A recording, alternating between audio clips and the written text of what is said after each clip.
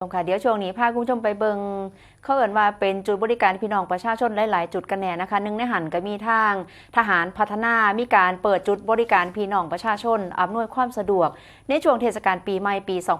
2569 ที่อำเภอหน้าแก่จังหวัดนครพนมค่ะโดยพลโทหม่อมหลวงประวีจักรพันธ์รองผู้บัญชาการหน่วยพัฒนาการทหารพัฒนาเป็นประธานในพิธีเปิดจุดบริการประชาชนณบริเวณหน้าสถานีตำรวจภูธรหน้าแก่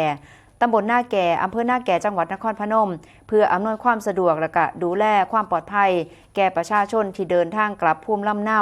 และก็เดินทางท่องเที่ยวในช่วงเทศกาลปีใหม่ปี 2569พร้อมทั้งได้มอบเครื่องดื่มชูกำลังและก็นำดื่มบรรจุขวดตราหน่วยบัญชาการทหารพัฒนาให้แก่เจ้าหน้าที่ผู้ปฏิบัติงานประจำจุดบริการและก็ประชาชนผู้ใส่เส้นทางที่สัญจรไปมา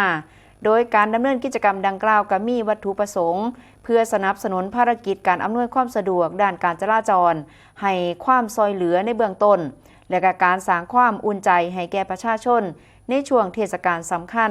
อันเป็นการเสริมสร้างความปลอดภัยในการเดินทางลดความเสี่ยงจากอุบัติเหตุและก็ส่งเสริมภาพลักษณ์ความร่วมมือและก็หน่วยงานจากภาครัฐในการที่จะดูแล